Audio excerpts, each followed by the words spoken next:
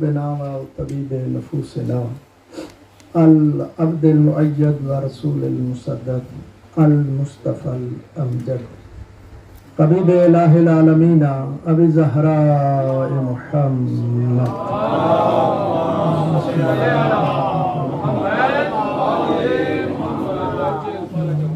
والصلاۃ والسلام علی وصیہ و سحرہ نصیرہ و ناصرہ ظہیرہ و ظاہرہ علی امیر المؤمنین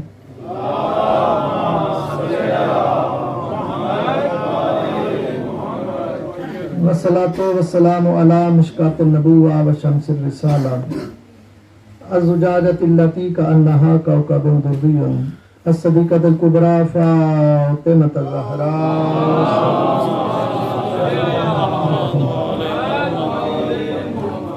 الصلاۃ والسلام علی سبطِ رحمہ سیدہ شباب اہل الجنہ سید المخصوص امام السید الشہید ابی عبداللہ الحسین علیہ السلام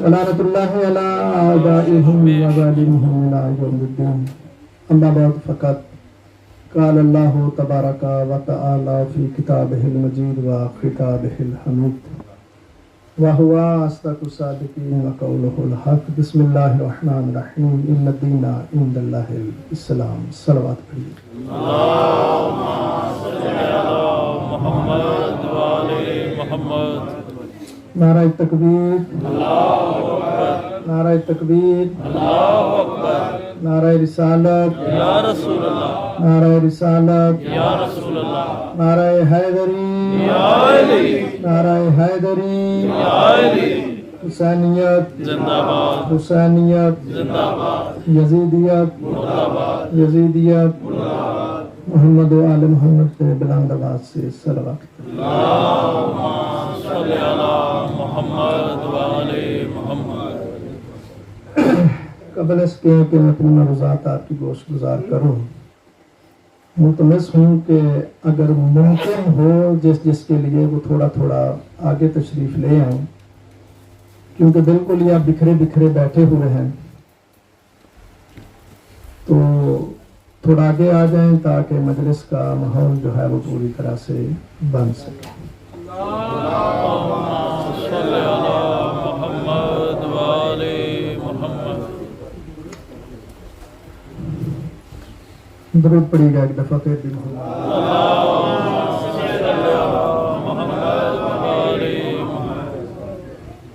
عزیزان گرامی قدر ماشاءاللہ سے آپ آگاہ ہیں کہ آج کی مجلس اعزا کی جو صف اعزا بانیان مجلس نے بچھائی ہے تو جناب سکینہ سلام اللہ علیہا کی شہادت کے حوالے سے ہے تو میرے عزیزوں درود پڑھیے گا ایک دفعہ محمد اللہم صلی علی محمد و آل محمد امن بات اگر سامنے آ ایک دفعہ پھر بھی درود پڑھیے گا اللہم صلی علی محمد و آل محمد اسی حوالے سے ایک دو باتیں آپ کی گوش گزار کر کے آپ کی زحمت کو تمام کرنا چاہتا ہوں اور ملتمس ہوں کہ توجہ فرمائیے گا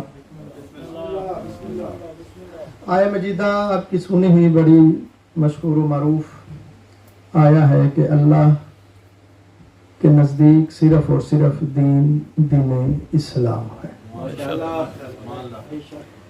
اسی دین میں رہتے ہوئے اللہ ہر اچھے عمل کی جزا دے گا اور ہر برے عمل کی سزا دے گا اور یہ دین عدل ہے اس دین میں رہتے ہوئے اللہ سب کو برابری کے حقوق سے نوازتا ہے اور قرآن کو اگر اٹھا کے دیکھیے تو قرآن نے صنف کے اعتبار سے نہیں کہا، مردوں یا عورت کے اعتبار سے نہیں کہا، بلکہ قرآن کہتا ہے کہ اللہ کے نزدیک سب سے قریب وہ ہے جو تم میں سے متقی ہے، جو پرہیزگار ہے۔ اس میں یہ نہیں کہا کہ مرد زیادہ قریب ہے یا عورت زیادہ قریب ہے۔ مرد متقی ہو تو مرد اللہ کے قریب ہے، اور اگر عورت متقی ہو تو وہ اللہ کے قریب ہے۔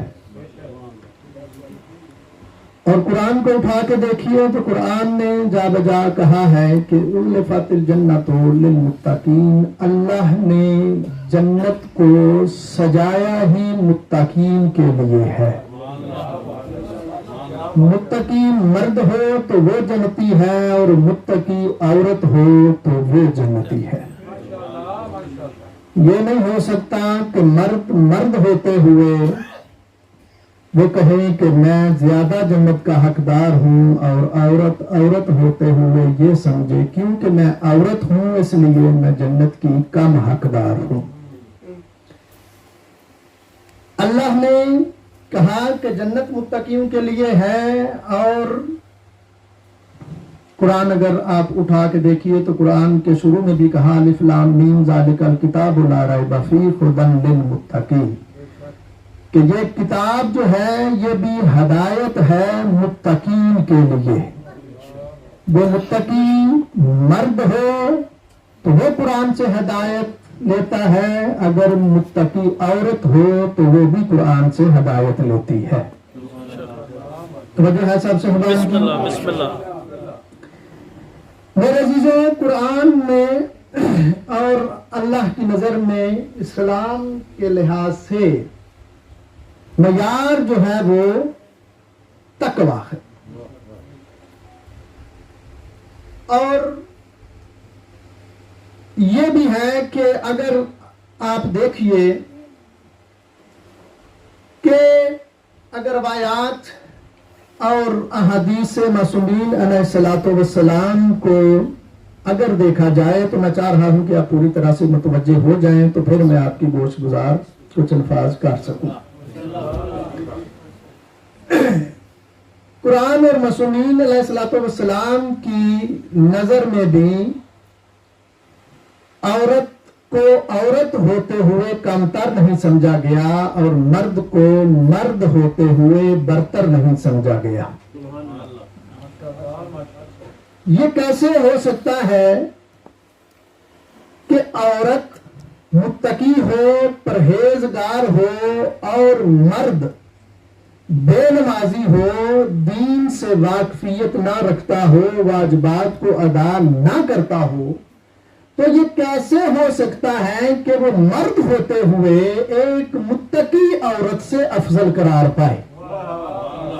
واہ واہ، بے شک، توجہ فرما رہے ہیں؟ بسم اللہ۔ اور یہ کیسے ہو سکتا ہے کہ عورت پڑھی لکھی ہو اور مرد جاہل ہو، اور مرد جاہل ہوتے ہوئے ایک پڑھی لکھی عورت سے اپنے آپ کو مقام و مرتبے کے حوالے سے اپنے آپ کو برتر سمجھے، بسم اللہ، جبکہ اللہ کے نزدیک معیار تقویٰ ہے اور اللہ کے نزدیک معیار علم ہے۔ اگر عورت متقی ہو تو اللہ کے نزدیک وہ ہے، اگر عورت صاحب علم ہو تو اللہ کے نزدیک وہ ہے۔ توجہ فرما رہے ہیں؟ بسم اللہ۔ میرے عزیزوں، اب یہ دیکھیے جو میں آپ کے گوش گزار کرنا چاہتا ہوں کہ ہم سب صبح گھر سے نکلتے ہیں اور اپنے اپنے کاموں کے لیے اپنے گھر کو چھوڑتے ہیں، اور گھر کو سے جب ہم نکلتے ہیں یا کسی سفر میں 2 3 4 دن کے لیے ہم گھر سے جاتے ہیں، تو کیا ہم عورت سے اجازت لے کر نکلتے ہیں کہ ہم جا رہے ہیں؟ تو جو ہے نا سب صحبان بسم اللہ بسم اللہ۔ نمایاں بیٹے دیکھو ادھر، کہا کہ ہم اجازت لے کر نکلتے ہیں؟ نہیں، بتا کے نہیں آتے. ابھی یہاں بھی آئے ہیں تو کہا چلیں, یا روزمرہ جاتے ہیں, یا جو 2-4 دن کے لیے جاتے ہیں تو بتاتے نہیں. لیکن جب عورت نے گھر سے نکلنا ہو تو وہ اجازت لے کر جائے گی یا بغیر اجازت جائے گی؟ توجہ فرمائیے گا. بسم اللہ. اگر عورت بغیر اجازت کے گھر سے نکلے تو روایات کہتی ہیں گھر سے نکل کر واپس آنے تک اگر وہ بغیر اجازت آئی گئی ہے تو فرشتے اور اللہ اس پر لعنت کرتے ہیں. توجہ فرمائیے آپ نے. تو یہ کیسی بات ہے کہ مرد بغیر بتائے نکلے, اور اگر عورت بغیر بتا کے نکلے تو وہ عذاب کی مستحق قرار پاتی ہے, اس پہ فرشتے لعنت کرتے ہیں. میرے عزیزو توجہ فرمائیے گا. اسی طرح کا واقعہ ہے, ایک شوہر جب گھر سے جانے لگا تو اپنی زوجہ کو کہہ کے گیا کہ جب تک میں واپس نہ آؤں تو اپنے گھر سے باہر نہیں نکل سکتی. بسم اللہ. توجہ فرمائیے گا. بسم اللہ. تو اپنے گھر سے باہر نہیں نکل سکتی. دیکھیے گا میری طرف یہ کام ساتھ ہوتا رہے گا. تو اجازت کے بغیر گھر سے نکل نہیں سکتی. کہا اچھا میں نہیں نکلوں گی. وہ گھر میں رہی. اب اس کا خاوند سفر پہ چلا گیا تو پیچھے سے ہوا کیا, اس عورت کا جو والد تھا وہ بیمار ہو گیا, دورے نبی تھا. تو عورت نے پیغام بھیجا, یا رسول اللہ میرا شوہر مجھے یہ کہہ گیا ہے کہ میری اجازت کے بغیر گھر سے نہیں نکلنا. آپ بانی شریعت ہیں, میرا والد بیمار ہے, ہو سکتا ہے میں اس کی عیادت کو جاؤں. تو رسول کہتے ہیں نہیں, تجھے وہ روک دیا ہے, اجازت میں بھی نہیں دے سکتا. واہ واہ. اللہ اکبر. یا رسول اللہ. یا علی. تجھے وہ روک کے گیا ہے تو میں تجھے اجازت نہیں دے سکتا. وہ اپنے گھر سے باہر نہیں نکلی, وہ گھر میں رہی. توجہ فرمائیے گا. کچھ دنوں کے بعد پتا چلا, پیغام آیا کہ تیرا والد دنیا سے رخصت ہو گیا. بسم اللہ. پہلے بیمار تھا, اب کیا ہوا, وفات پا گیا, دنیا سے چلا گیا. پھر رسول کو پیغام بھیجا, یا رسول اللہ اب میں جا سکتی ہوں, اب تو میرا والد دنیا سے چلا گیا, میں آخری دفعہ جا کے اس کا منہ دیکھ لوں. تو میرے عزیزو رسول کون ہے؟ شریعت کے پہنچانے والے. کہاں سے لیتے ہیں؟ اللہ سے لیتے ہیں اور ہم تک پہنچاتے ہیں. اس کا مطلب کیا؟ لو میں ایک بات کروں, دیکھو کہ میری طرف. بسم اللہ. بسم اللہ. میرے عزیزو جب اللہ نے حضرت آدم کو خلق کیا تو کہا سجدہ کرو, سب نے سجدہ کیا, لیکن شیطان نے سجدہ نہیں کیا. دیکھو کہ میری طرف, میں ابھی بھی چہرے دیکھ رہا ہوں کہ میری طرف کم متوجہ ہے اور دروازے کی طرف زیادہ متوجہ ہے. دیکھیے گا میری طرف, کہا سجدہ کرو, سب نے سجدہ کیا, لیکن ایک نہ کرنے والے نے سجدہ نہ کہا. بھائی تو سجدہ کیوں نہیں کر رہا؟ کہتا ہے اس لیے کہ یہ مٹی سے بنا ہے, میں آگ سے بنا ہوں. آگ افضل ہوتی ہے اور مٹی مفضول ہوتی ہے, لہذا افضل جو ہے وہ مفضول کے سامنے جھک نہیں سکتا. کہا اچھا نہیں جھک سکتا, تو اب ہونا کیا چاہیے تھا؟ ہونا یہ چاہیے تھا کہ اللہ اس کے اس استدلال کا جواب دیتا, علمی جواب دیتا. بھائی نہیں,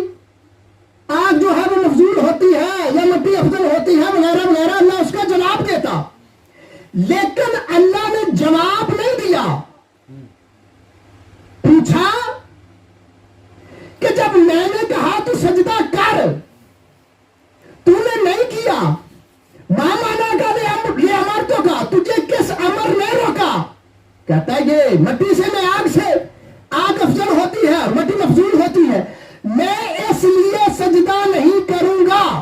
تو اللہ نے اس کا جواب نہیں دیا، کہا فاخرج، نکل جا میری بارگاہ سے۔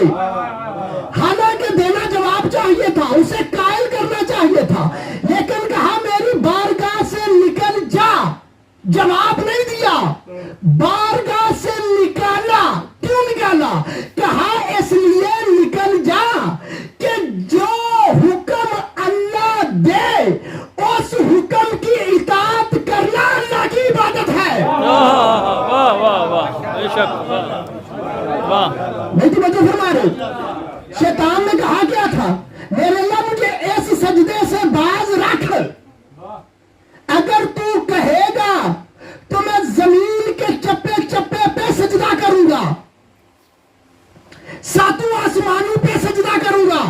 اب مجملہ کہنے لگا خدا کے لیے اپنے ذہن میں جگہ دینا، کہا مجھے اس سجدے سے باز رکھ، باقی تو کہے گا میں زمین و آسمان پہ جگہ جگہ پہ سجدہ کروں گا۔ آواز خالق ہے، تجھے سمجھ نہیں آئی؟ عبادت تیری مرضی کا نام نہیں، جو اللہ کہتے ویسا کرنا عبادت ہے۔ واہ واہ واہ واہ واہ واہ، جیو، واہ، واہ، بے شک، توجہ فرمائی آپ نے، عبادت میری اور آپ کی مرضی کا نام نہیں، بے شک، بے شک، بے شک، جو اللہ کہہ دے ویسے کرنا عبادت ہے۔ ہماری اور آپ کی مرضی کا نام عبادت ہے نہیں، توجہ فرمائیے گا۔ تو اب رسول نے روکا کیوں؟ روکا اس لیے کہ تو اپنے شوہر کی اطاعت میں اپنے گھر میں بند ہے، تو میں نہیں روک رہا، یہ اللہ کا حکم ہے۔ میں تجھے باہر آنے سے نہیں روکتا، یہ اللہ کا حکم ہے۔ تو اس کا مطلب کیا ہوا؟ ہم آ سکتے ہیں اور عورت بغیر اجازت کے نکل نہیں سکتی، تو پھر یہ نتیجہ نکلا کہ ہمارا نکل آنا اور اس کا بغیر اجازت کے نہ نکلنا یہ حکم خدا ہے۔ واہ واہ واہ، بے شک، بسم اللہ، یہ کیا ہے؟ حکم خدا ہے، خدا ہے۔ اچھا، گھر میں رہی، نکلی نہیں، والد بیمار ہوا، نہیں آ سکی، والد دنیا سے چلا گیا، آخری دفعہ منہ نہیں دیکھ سکی، والد کو دفن کر دیا گیا۔ جب دفن کر دیا گیا، جاگنا خدا کے لیے، جب دفن کر دیا گیا تو اللہ نے نبی کو وحی بھیجی، کہا میرا رسول اس زوجہ کو کہہ دے جو تو نے شوہر کی اطاعت میں اتنے نازک مرحلے میں بھی اپنا گھر نہیں چھوڑا، اپنی چوکھٹ سے باہر نہیں آئی، اس کا اجر یہ ہے کہ اللہ تیرے بھی گناہ معاف کرتا ہے، تیرے والد کے گناہ معاف کرتا ہے۔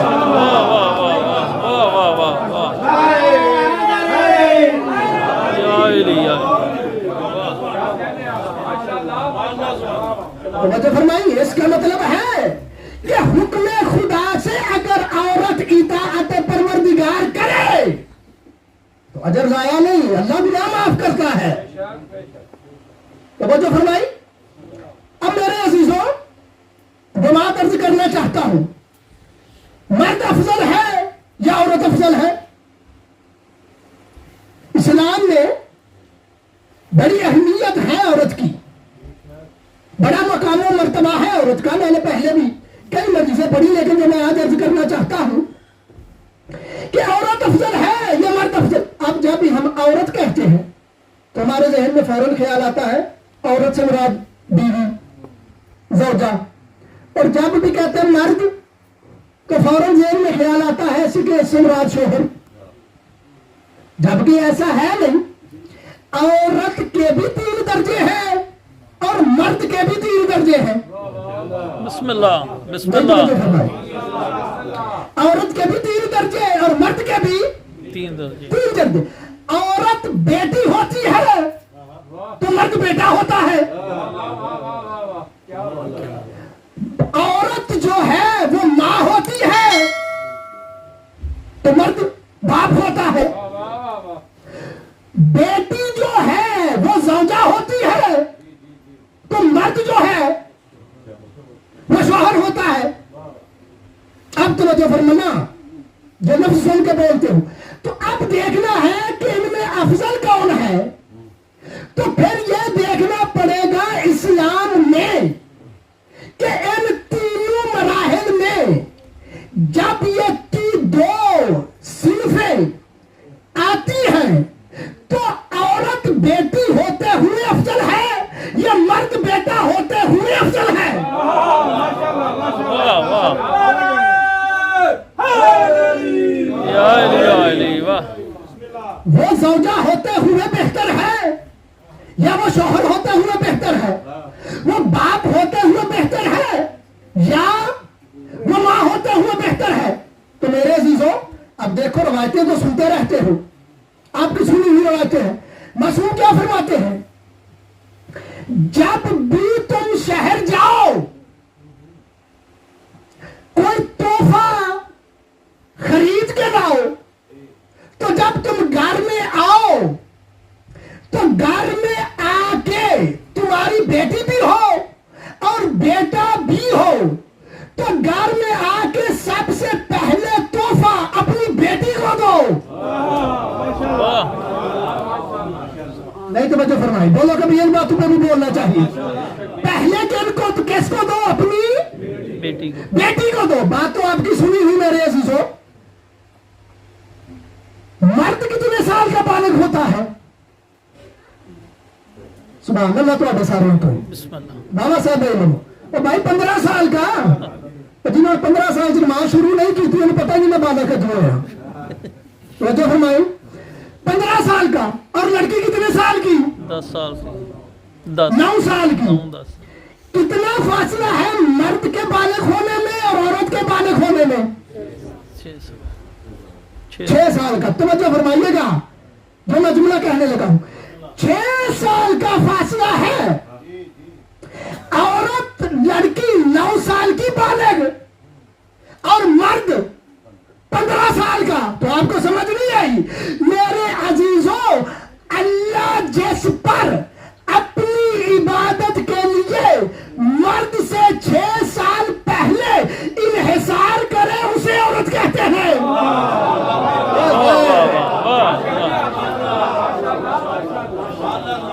ایسے بہتر میں کیا کہہ سکتا ہوں؟ توجہ فرمائیں. آپ سے پہلے اللہ عورت پر انحصار کرتا ہے اپنی عبادت کے لیے. توجہ فرمائیے گا. عظمت کیا ہے؟ کس کی ہے؟ عورت کی عظمت ہے. اچھا میرے عزیزوں اب قرآن بھی اٹھا کے دیکھ لیں.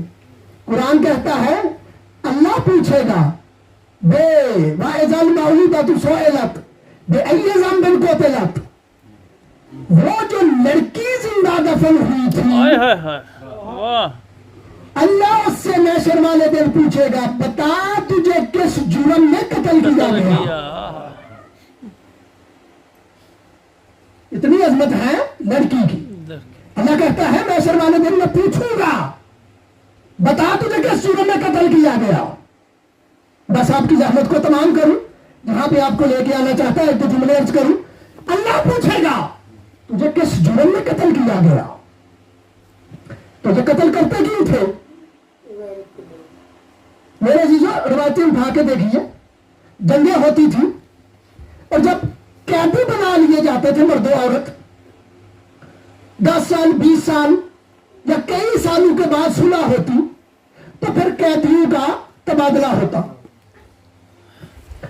اب جب قیدیوں کا تبادلہ ہوتا تو ایک دفعہ کیا ہوا کہ جو عورتیں قیدی تھیں ان قیدی عورتوں نے ان سے شادیاں کر لی.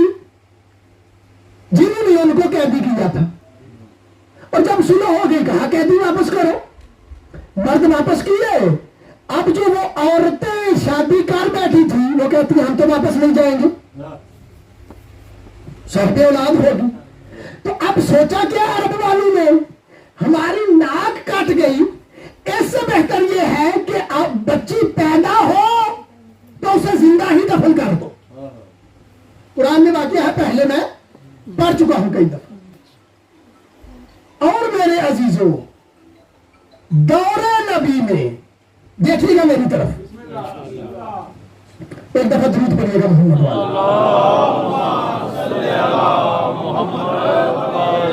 محمد.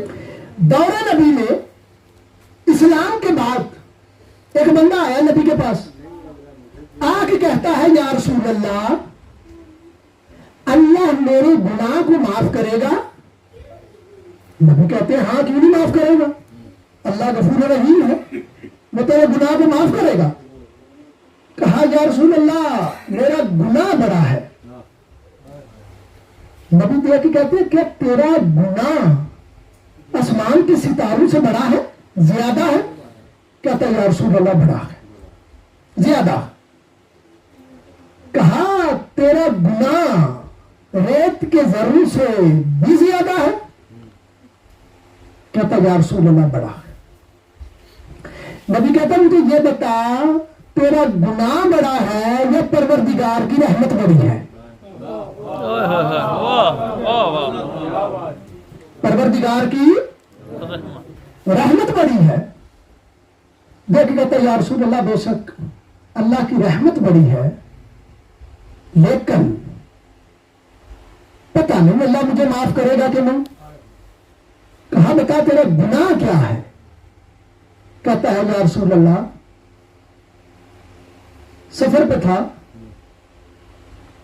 کچھ دیر کے بعد واپس آیا تو میں نے کیا دیکھا کہ میرے گھر کے صحن میں آنگن میں ایک 4 سال کی لڑکی کھیل رہی ہے.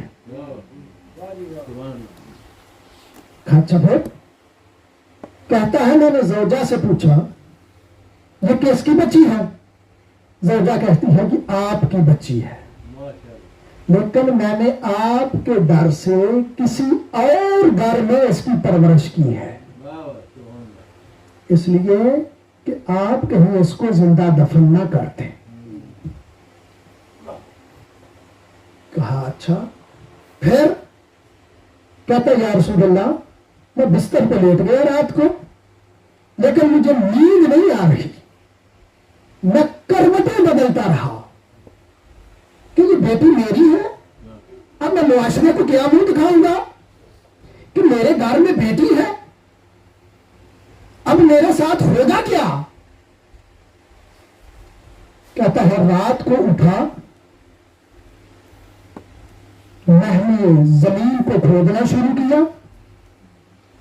بچی کو اٹھایا, گڑھا کھود کے میں نے اس میں دفن کرنا شروع کر دیا. کہتا یا رسول اللہ میری بیٹی مجھے کہتی بڑا رہی کہ بابا ایسا نہ کرو. رسول سنتے بھی جا رہے ہیں, ساتھ آنکھوں سے آنسو بھی بہتے جا رہے ہیں. اب مجھے آگے جانا ہے تو مجھے فرمائیے, آنسو بھی بہتے جا رہے ہیں. روایت کہتی ہے نبی کی ریش آنسو سے تار ہو گئی.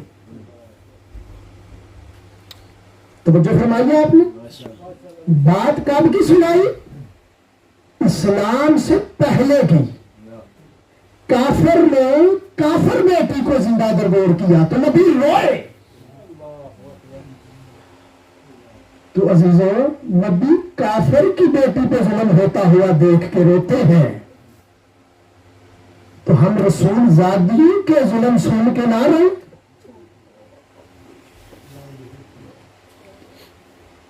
ایک دو جملہ سماعت فرما لیجیے, میں پھر مسائل پڑھتا ہوں. میرے عزیزوں کہاں جب گھر میں آؤ تو پہلے اپنی بیٹی کو دو, تو زندہ دفن کر دیتے تھے. تو میرے نبی نے اسی معاشرے کے لوگوں کو اپنی بیٹی کے بتایا کہ بیٹیوں کا اس طرح احترام کرتے ہیں. روایتیں کہتی ہیں جب بھی سیدہ آتی فقام رسول اللہ تو رسول اٹھ کے احترام کرتے. اب کا مزاج بدل گیا, ہم جو کہیں آگے جانا تھا. اور اس سے بڑی عظمت کیا ہوگی کہ نبی اپنی بیٹی کے لیے کہتے ہیں ام ابیہا, فاطمہ میری ماں ہے.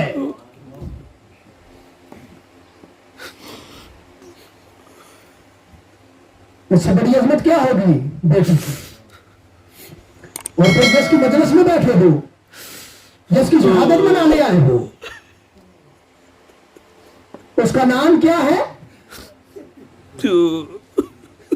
فاطمہ.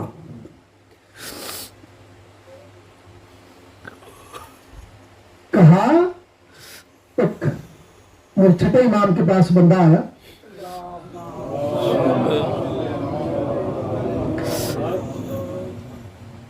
مولا نے پوچھا پریشان ہو تھوڑے, کیا بات ہے؟ کہتا مولا اللہ نے بیٹی دی ہے. کہا نام کیا رکھا ہے؟ کہتا ہے نام فاطمہ رکھا ہے. بات کہتی ہے مولا کی آنکھوں میں آنسو آئے. کہا اگر نام فاطمہ رکھ لیا ہے تو یاد رکھنا ساری زندگی مارنا بھی نہیں اور جھڑکنا بھی نہیں. اللہ ساری زندگی مارنا بھی نہیں اور جھڑکنا بھی نہیں. اور مولا کیا کہتے ہیں امام حسین, مجھے وہ گھر اچھا لگتا ہے جس گھر میں سکینہ اور رباب ہو. اور مولا نماز شب میں دعا مانگتے تھے, میرے اللہ مجھے ایک ایسی بیٹی عطا کر جو میرے سینے کا تعویذ ہو. حضرت اللہ آپ کے آنسو قبول کرے, جو میرے سینے کا تعویذ ہو. سکینہ کا معنی ہے سکون. اس کا مطلب ہے کہ حسین جیسی شخصیت کے لیے باعث سکون ہو اسے سکینہ کہتے ہیں. مجھے وہ گھر اچھا لگتا ہے جہاں پہ سکینہ ہو. روایتیں آپ سنتے رہتے ہیں. یہ وہ بی بی ہے جو دنیا میں آئی تو ماں کی گود میں, ماں کی گود سے نکلی تو بابا کے سینے پہ, بابا کے سینے سے اتری تو کربلا کی گرم ریت پہ. حضرت اللہ پھر کربلا کی گرم ریت سے بی بی اٹھی نہیں بلکہ تماچے مار کے اٹھائی گئی. میرے ساتھ رہی گا, مجھے دو جملے نصاب کے زیادہ پڑھنے ہیں. تماچے مار کے اٹھائی گئی. اور عزاداروں, رونے والوں, شام غریبہ میں جب پانی ملانا تو جناب زینب پانی کا کوزہ لے کے جناب سکینہ کے پاس آئی. کہا بیٹا پانی پیو. کہا پھپھی اماں سب سے پہلے مجھے کیوں پانی دے رہی ہے؟ آپ بھی تو پیاسی ہیں, باقی بیویاں بھی تو پیاسی ہیں. کہا بیٹا اس لیے کہ تم سب سے چھوٹی ہو. مجھے فرمانا. کہا سکینہ تم سب سے چھوٹی ہو. کہا اچھا. پانی کا کوزہ لیا اور بی بی نے کوزہ لے کے مقتل کی جانب چلنا شروع کیا. مقتل کی جانب جب چلنا شروع کیا نا, جناب زینب کہتی ہے سکینہ کہاں جا رہی ہو؟ جناب سکینہ کہتی ہے پھپھی اماں آپ نہیں کہا ہے کہ پانی پہلے چھوٹو کو دیتے ہیں تو میرا بھیا اصغر جو مجھ سے بھی چھوٹا ہے. حضرت اللہ عزاداروں رونے والے, یہ میری مخدومہ کے مصائب کتنے مصائب ہیں عزاداروں رونے والوں. 11 محرم کو 2 بڑے ظلم ہوئے. کیا بڑے ظلم ہوئے؟ ایک یہ ظلم ہوا کہ سروں کو تن سے جدا کیا گیا, اور دوسرا ظلم کیا تھا عورتوں کو قیدی بنایا گیا. عزاداروں رونے والوں, سروں کو تن سے جدا کر کے نیزے پہ سوار کیا گیا. اور ایک ظالم نے پوچھا نا जब कैदी बनाने लगा, कहता है मैंने सुना है एक बीबियों में एक बच्ची है जिसका नाम सकीना है। कहा हाँ है। कहा सोचा प्यार करना चाहता होगा, कहा उसे बुलाओ। जब बुलाया गया तो कहा क्यों बुलाया है? कहा इसलिए बुलाया है, सब दो सवार होंगे, सकीना अकेली सवार होगी। अल्लाह, सकीना अकेली सवार होगी। रोने वालों, बस रवायत के यही लफ्ज है, मैं कनाए से गुजर रहा हूँ। जब सवार किया गया तो लिबास का रंग सफेद था। जब एक मंजिल पे सकीना को उतारा गया तो कुर्ते का रंग सुर्ख था। थकना नहीं था के लिए, कुर्ते का रंग सुर्ख था। अज़ादारों, रोने वालों, यही वजह है एक मंजिल पे जाके जिस नेज़े पे इमाम हुसैन का सर है वो नेज़ा चलता नहीं। जालिम कहता मुझे पता है ये कैसे चलेगा। सर हाथ में ताजिया ना लिया, चलता हुआ चौथे इमाम के पास आया। चौथे इमाम की पुष्ट पे जुल्म करना शुरू किया। जनाबे ज़ैनब सर इमाम हुसैन की तरफ देख के कहते भैया और मेरा तो एक ही वजह है, अब चलते क्यों नहीं? सर इमाम से आवाज आई, बहन ज़ैनब मैं कैसे चलूं? मेरे सीने पे सोने वाली सकीना वो काफिले से पीछे रह गई है। अज़ादारों, रोने वालों भी पीछे आई। जब पीछे आई तो क्या देखा? सकीना एक बुर्का पोश खतून के दामन में है, वो उससे प्यार कर रही है। जनाबे ज़ैनब कहती है बुढ़िया तेरा शुक्रिया, तू यतीमी के आलम में, परदेश के आलम में तू यतीमा से प्यार कर रही है। जब शुक्रिया कहा ना जनाबे ज़ैनब की तरफ, वो मस्तूर देख कहते ज़ैनब पहचान, मैं कोई आम नहीं, मैं तेरी मां हूँ। जब से तूने मदीना छोड़ा मैंने बकिया छोड़ा है। सुनते भी आइए, रोते भी आइए, अपनी दुआ से। अज़ादारों, रोने वालों, दो जुल्म किए। सरू को नेज़े पे सवार किया गया, बीबी को सलबस्ता किया गया। अज़ादारों, रोने वालों, अब होता गया था, दिल दुखे मुझे माफ करना, अब हर उस बंदे के पास सर था जो इनाम की लालच में था। जिस हर बंदे ने वो सर पकड़ा जिस पे उसकी कीमत ज्यादा, इनाम मिलने का ज्यादा मौका था। अज़ादारों, रोने वालों, ये करते क्या थे? जब किसी मंजर पे आराम करते ना तो सरों को नेजू से उतार के संदूक में रखते, संदूक में रख के ताला लगाते।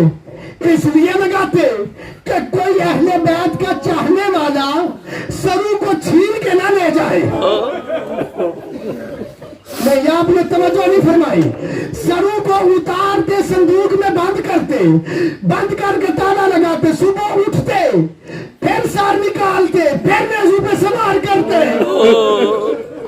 अज़ादारों, रोने वालों, जो लफ्ज सुन के रोते हो, मुझे ये बताओ करबला से कूफा से शाम कितनी दफा सर उतारे होंगे? कितनी दफा नेज़ू पे सवार किए गए होंगे? अज़ादारों, जिस शकी के पास इमाम हुसैन का सर वाला नेज़ा था ना, वो कहता है हम किसी एक मंजिल पे एक दफा रुके नहीं, हमने दो बराबर सफर किया, 2 दिनों का सफर किया। इतने थक गए थे कि हमें चलने की सकत नहीं थी। एक मंजिल पे जाके दस्तरखान लगाया गया, दस्तरखान लगा के खाना लगाया गया, खाना हमने खा लिया। कहता अब हमने हिम्मत नहीं थी कि सरू को नेज़ू से उतारते और संदूक में बंद करते। कहता हर एक ने अपने अपने सर वाला नेज़ा अपने अपने पास लिटाया। कहता हिम्मत नहीं थी, हम सो गए। बीबियों की भी हमने रस्सियां उतारी और हम सो गए। कहता है जब हम सो गए तो मेरी आंख खुली तो मैंने चांद की रोशनी में देखा सकीना ऐसा ऐसा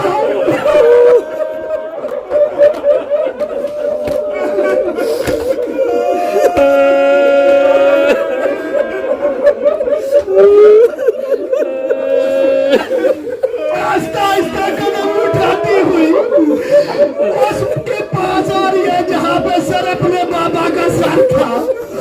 कहता है मैं समझ गया, आज बड़ी मुद्दत के बाद बाबा का सर मिला है, बेटी मिलने आ रही है। कहता है मैं समझ गया। जब आई ना बाबा के सर के पास तो बाबा के सर को पकड़ा, अपने दामन में रखा, अपने दामन में रख के अपना मुंह अपने बाबा के रुखसार में रखा। सालब कहता हाथ हो गई। मैंने देखा सकीना बाबा से बातें कर रही थी और बाबा के लब भी हरकत कर रहे थे।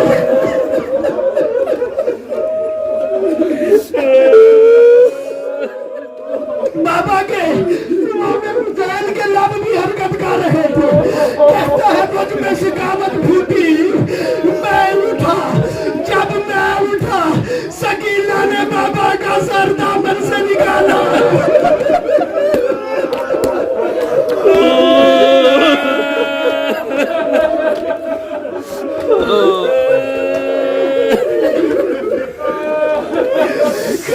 सर दामन से निकाला, सर नीचे रखा। कहता मैंने कुछ ऐसा जुल्म किया जनाबे सकीना छोटे छोटे हाथ बांध के कहती है ओ जाने मैं सर लेने नहीं आई, मैं तो सिर्फ कितने आई हूँ।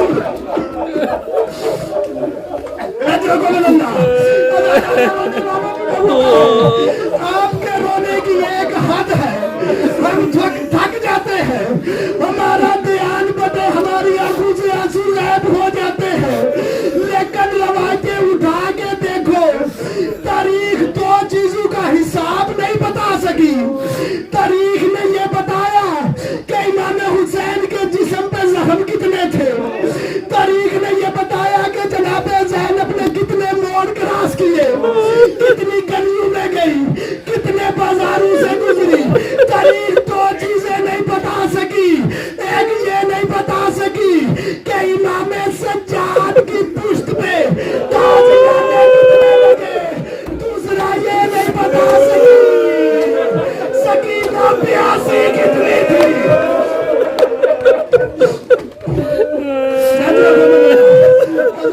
रोने वालों के लफ्ज है कि शहर हलब के बाहर काफिले को रोका गया। जब रोका गया ना, रस्सी से आजाद किया गया। जब आजाद किया गया तो जिनकी छोटी छोटी औलाद है, जब आजाद किया गया ना तो यतीम की हसरत होती है कोई मुझसे प्यार करे, कोई मेरे सर पे दस्ते शफकत रखे। तो फिर जो हुसैन की यतीमा हो, अज़ादारों रोने वालों जब रोका ना तो शहर हलब के बाद जनाबे सकीना के इमाम सज्जाद के पास जाके गर्दन में बाहें डाली। जब गर्दन में बाहें डाली ना तो मेरे मौला के कराहने की आवाज निकली। जनाबे सकीना कहती है भैया आपके मुंह से आह क्यों निकली? कहा बहन सकीना मेरे गले में जंजीर है और धूप इतनी ज्यादा है, मेरे जंजीर तप जाते हैं जब गर्म होते हैं। उनकी गर्मी की वजह से मेरे जिस्म की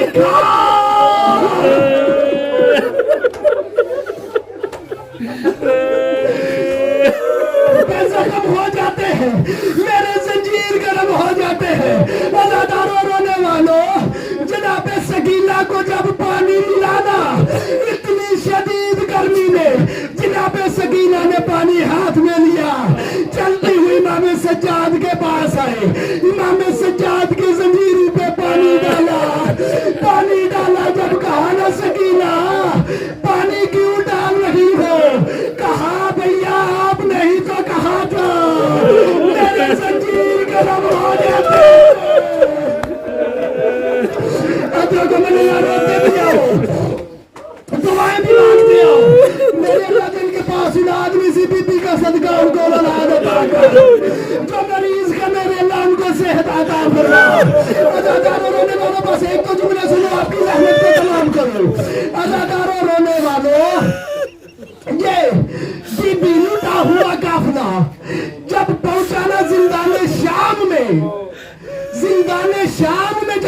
काफिला पहुंचा, मैंने छोड़ दिया सारे मसाइल। जिंदान शाम में जब काफिला पहुंचा ना, जनाब सकीना इमाम सज्जाद के पास आधी रात को आके कहती है, भैया भैया मैं एक सवाल करना चाहती हूँ, मेरी एक ख्वाहिश है, मेरी हसरत है, वो पूरी करोगे? इमाम सज्जाद कहते हैं हाँ क्यों नहीं, मैं जरूर पूरी करूंगा। कहा भैया जब मैं दुनिया से रुखसत हो जाऊं, मेरी कब्र ठंडी जगह पे बना मेरी कब्र ठंडी जगह पे बनाना। कहा सकीना क्यों? कहा इसलिए भैया कि प्यास मेरी हड्डियों में चली गई है, प्यास मेरी हड्डियों में चली गई है। इमाम सज्जाद कहते हैं सकीना तुझे पता है जब प्यास हड्डियों में चली जाए क्या होता है? कहा भैया क्या होता है? कहा सकीना दिल दुखा मुझे माफ करना। कहा बहन सकीना जब प्यास लगती है तो गला खुश्क होता है, जब प्यास और बढ़ती है तो मुंह खुश्क होता है, जब प्यास और बढ़ती है तो जुबान खुश्क होती है, उसकी लकीरें पड़ती है, जब और प्यास बढ़ती है तो आंखों के आगे अंधेरा आता है, बंदा हाथे लगा लगा के चलता है, जब प्यास और बढ़ती है तो सकीना फिर हड्डियों से गोश्त जुदा हो जाता है। मुझे माफ करना, हड्डियों से गोश्त जुदा हो जाता है। सकीना ने इमाम सज्जाद का दामन छोड़ा, पीछे होके आस्तीन को पलटा, पलट के कहा भैया दे सकीना की क्या हालत है। अदरको मन अल्लाह वज़ादार रोने वालों बस आखिरी जुमला सुनो, आपकी रहमत को तमाम करो। मैंने कहा आप थक जाते हो, मुझे पता हम ज्यादा रो नहीं सकते, हम नहीं ज्यादा रो सकते, इसलिए तो मेरी मखदूमा जनाब ज़ैनब की कहती थी मेरा भैया हुसैन अल्लाह मुझे क़यामत तक जिंदगी देता, मैं तेरे गम में क़यामत तक रोती। रोने वाले इंसान थक जाते हैं, नहीं रोई तो नहीं थकी तो जनाब सकीना नहीं थकी, नहीं थका तो मेरा चौथा इमाम नहीं थका। अज़ादारों रोने वालों, चार जनाजे ऐसे हैं जिनको गुस्ल देने वाले गुस्ल देते वक्त रोए। पहला मेरे सातवें इमाम मूसा काज़म का जनाजा, जब गुस्ल दे रहे थे तो रोए किस लिए? इसलिए कि जनाजा जंजीरों में जकड़ा हुआ था। दूसरा जनाजा किसका? दूसरा मेरी मखदूमा जनाब ज़हरा का जनाजा, जब मेरे मौला गुस्ल दे रहे थे तो ऊंची आवाज में रोए। कहा क्यों रो रहे हो या अली? कहा इसलिए कि मुझे आज पता चला है कि ज़हरा दाएं हाथ से तस्बीह क्यों नहीं पढ़ पाई, इसलिए कि इसका पहलू जख्मी है।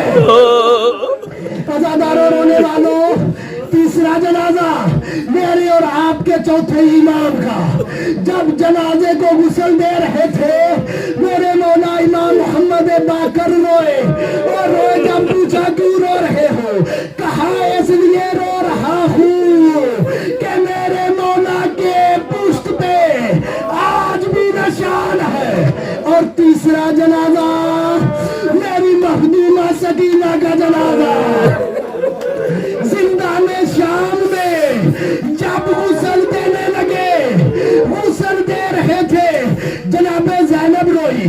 जनाब ज़ैनब जब रोई इमाम सज्जाद कहते फुफिया क्यों रो रही हो? कहा बेटा सज्जाद मुझे मसला बता। कहा फुफिया क्या मसला है? कहा मुझे बता, जिसकी कमीज ना उतर सके जख्मों की वजह से,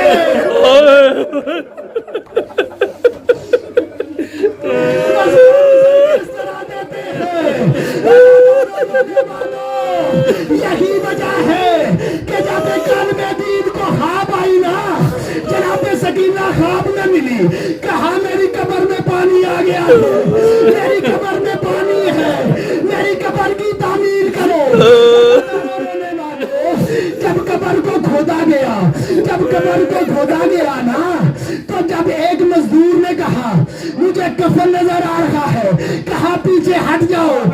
اس لیے کہ یہ سید زادی ہے. حضرت من اللہ پیچھے ہٹ جاؤ.